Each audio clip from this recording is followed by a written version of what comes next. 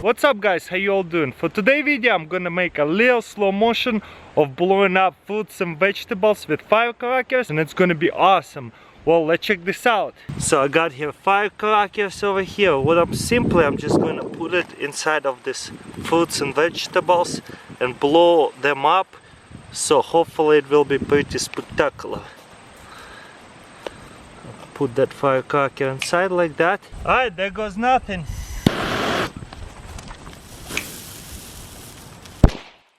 Woo! Nothing left from it.